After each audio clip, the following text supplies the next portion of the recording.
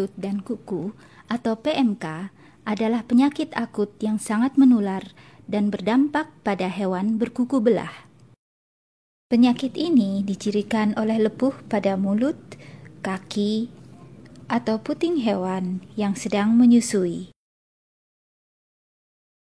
Video ini menyajikan tahapan tanda-tanda klinis PMK pada sapi potong dan sapi perah. Tanda klinis penyakit ini ditunjukkan dalam dua situasi yang berbeda. Pada kasus pertama, sapi ini ditulari melalui inokulasi lidah intradermal. Pada situasi lainnya, seekor babi diinokulasi dalam sekelompok hewan yang berbeda-beda. Semua hewan lain dalam kelompok tersebut terinfeksi melalui kontak mengisap aerosol terinfeksi yang diproduksi babi.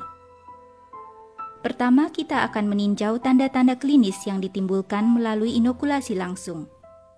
Penyakit ini berkembang cepat.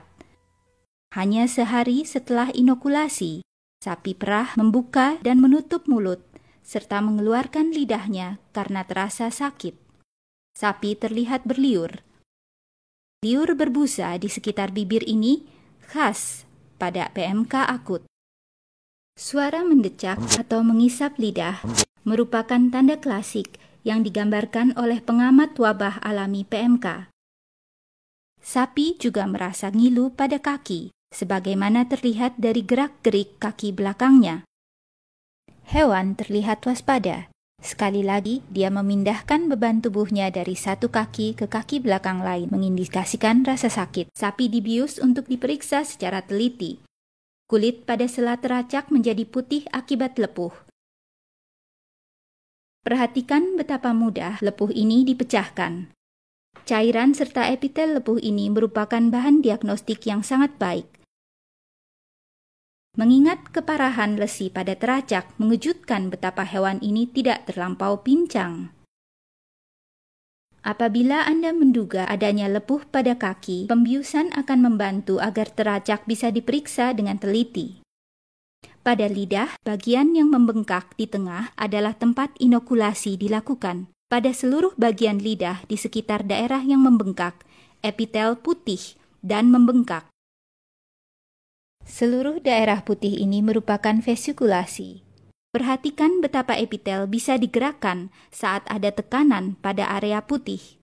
Bagian atas epidermis telah terlepas dari lapisan basal akibat lepuh. Pada daerah putih terlihat ceruk-ceruk pada epitel.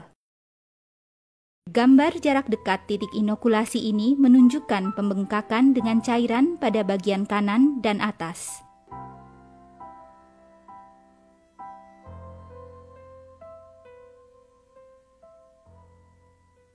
Hewan terlihat berliur dan mengisap lidah. Gerakan menendang dan menggeser beban tubuh jelas mengindikasikan ngilu pada kaki. Kulit yang terlihat putih merupakan lepuh pada sela teracak. Daerah lepuh pada lidah telah pecah. Perhatikan bahwa ada wilayah putih dekat epitel yang pecah. Daerah epitel yang pecah ini merupakan erosi, karena hanya lapisan-lapisan atas epitel yang terpengaruh. Lapisan basalnya masih utuh, sehingga bila tidak ada infeksi sekunder, lesi akan segera sembuh. Epitel berwarna putih terlepas dari epitel basal dan bisa diambil. Sekali lagi, epitel ini merupakan bahan diagnostik yang sangat baik. Ini adalah daerah lepuh yang pecah. Seandainya ini satu-satunya lesi, Anda mungkin menduga kejadian trauma. Daerah berwarna putih muncul pada sambungan membran mukosa pada bibir bawah. Lepuh-lepuh telah pecah. Area erosi pada langit-langit mulut, daerah putih di belakang gigi, dan kulit sela teracak yang berwarna putih merupakan tanda-tanda jelas PMK. Perhatikan betapa saat teracak digerak-gerakan, epitel pada sela teracak menggelembung dan bergerak bebas tanpa kaitan dengan jaringan yang lebih dalam. Epitel atas terpisahkan. Vesikel pada tumit telah pecah, menimbulkan lesi serupa pada kuku busuk. Daerah putih pada epitel di sekitar pecahan merupakan bagian daerah lepuh. Contoh-contoh ini merupakan ilustrasi bagi kaidah bahwa bila ada lesi pada mulut, periksa kaki. Bila ada lesi pada kaki, periksa mulut. Bila lesi terlihat baik di mulut maupun kaki, pikirlah penyakit mulut dan kuku.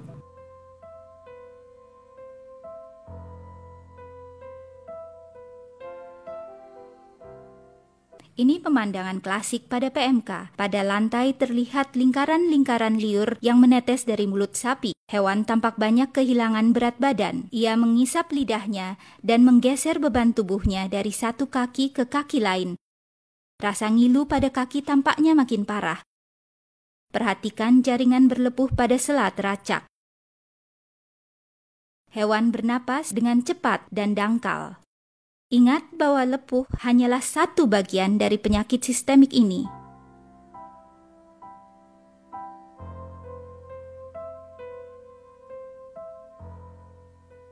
Pada lidah, sebagian besar epitel di daerah lepuh telah terlepas. Masih terlihat epitel yang bergantung longgar pada pinggiran lesi. Anterior lesi pada mulut masih dilapisi epitel nekrotik. Daerah berwarna putih pada bibir bawah telah tererosi. Epitel nekrotik melapisi lesi di samping gusi. Gambar jarak dekat ini memperlihatkan lesi di samping gusi. Daerah putih pada sela teracak adalah epitel dari lesi yang pecah. Perhatikan kepingan-kepingan epitel yang longgar. Lepuh yang pecah ini terdapat pada sela teracak di kaki yang lain. Epitel pada tumit terlihat putih dan menekuk. Ini adalah lepuh yang pecah. Puting hewan juga terpengaruh. Sapi ini sedang menyusui. Lepuh ini melingkupi sfinkter puting. Secara histologis, ini biasanya diikuti oleh lesi pada epitel lubang puting. Hal ini memungkinkan masuknya bakteri dan menyebabkan infeksi bakterial sekunder pada ambing. Jelas, inokulasi bukanlah cara infeksi PMK yang umum. Untuk menunjukkan jalannya penyakit sebagaimana biasanya ia ditularkan, seekor hewan terinfeksi, yaitu babi, dimasukkan pada sekelompok hewan dengan berbagai spesies.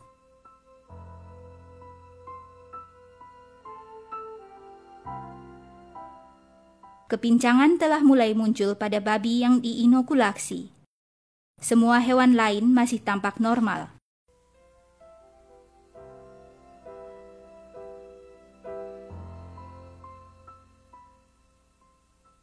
Tiga hari kemudian, sapi potong menunjukkan tanda-tanda PMK. Liur menetes dari bibirnya. Selain liur, ada juga sekresi di sekitar lubang hidung. Hewan ini tidak membersihkan hidung dengan lidahnya. Pinggiran bibir bawah dan atas memperlihatkan lepuh-lepuh besar dan putih. Ini merupakan lokalisasi penyakit pada mukosa bibir bawah pada gusi. Lepuh ini terdapat pada gusi di samping bantalan gigi. Lepuh-lepuh juga muncul pada pinggiran bibi atas dan bawah. Daerah putih pada permukaan lidah merupakan lepuh tahap awal. Ini sisi lain dari lesi lidah. Lepuh-lepuh ini terletak pada membran mukosa pada ujung bibir. Perhatikan betapa mudah memecahkan lepuh pada membran mukosa bibir bawah ini. Cairan serta lapisan kulit yang terlepas merupakan spesimen yang sangat baik untuk diagnosa. Pada tahap ini terlihat juga lepuh pada puting.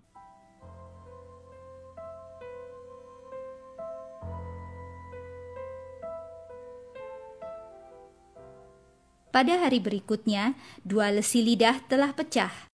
Lesi-lesi lain telah membesar. Lepuh pada gusi telah pecah dan kini menjadi erosi.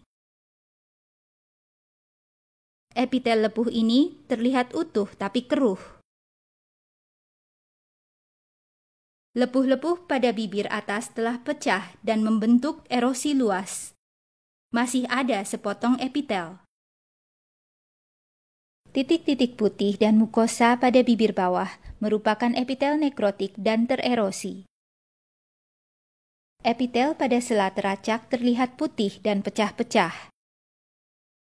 Seluruh sela teracak lepuh-lepuh, dan satu lepuh telah pecah. Potongan epitel ini merupakan bagian lepuh. Tampaknya ada beberapa lepuh pada sela teracak. Lepuh berganda pada puting agak janggal karena hewan ini tidak sedang menyusui. Kerentanan puting terhadap lepuh mungkin terkait dengan tahap siklus estrus pada sapi. Lepuh-lepuh telah muncul juga pada puting yang lain.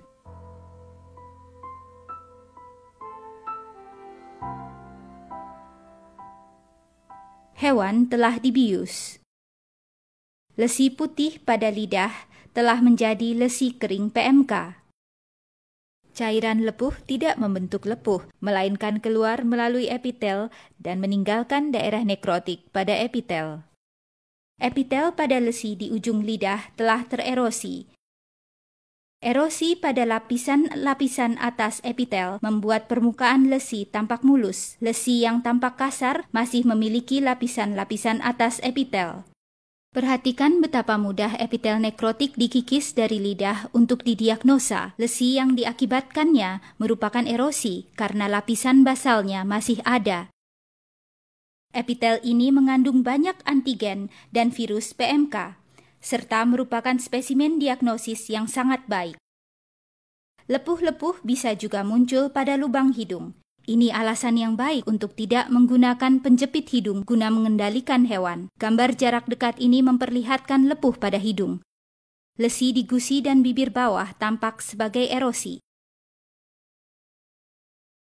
Perhatikan bahwa lesi ini bisa dikelirukan dengan luka trauma. Lepuh-lepuh pada sela teracak telah pecah. Daerah tersebut tererosi dan masih ada potongan-potongan epitel. Perhatikan daerah putih pada tumit di kaki yang lain di bagian atas. Ini juga merupakan lepuh.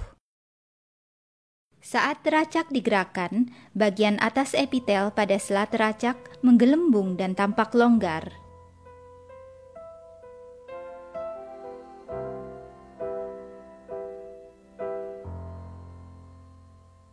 Hewan ini telah dibius.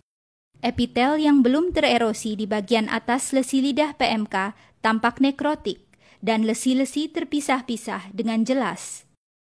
Gambar ini memperlihatkan perkembangan lesi vesikuler pada bibir. Daerah lepuh tampak tererosi. Daerah yang tererosi ini berada pada gusi. Permukaannya yang mulus dan warnanya mengindikasikan bahwa penyembuhan mulai berjalan kurang dari seminggu setelah tanda-tanda pertama penyakit muncul. Mukosa pada bibir bawah nekrotik. Perhatikan betapa mudah kita bisa luput mengaitkan lesi ini dengan infeksi PMK. Pada tahap lanjut ini, erosi pada sambungan membran mukosa pada bibir diikuti dengan lesi penyembuhan pada gusi. Eksudat di sekitar mata juga merupakan tanda penyakit. Lepuh-lepuh di sekitar puting telah pecah dan daerah tersebut terbungkus serum kering. Penyakit mulut dan kuku berkembang dengan cepat dengan menunjukkan tanda-tanda khas ini. Penyakit apapun yang terlihat menyerupai PMK harus segera direspons. Dengan mengurung suatu wabah PMK secara dini, kita dapat menghentikan penyebarannya yang bisa sangat cepat dari satu kawanan ke kawanan lain dan juga ke spesies lain. Dalam kasus PMK, respons yang segera akan menghindari timbulnya bencana ekonomi bagi industri peternakan dan juga untuk para konsumen.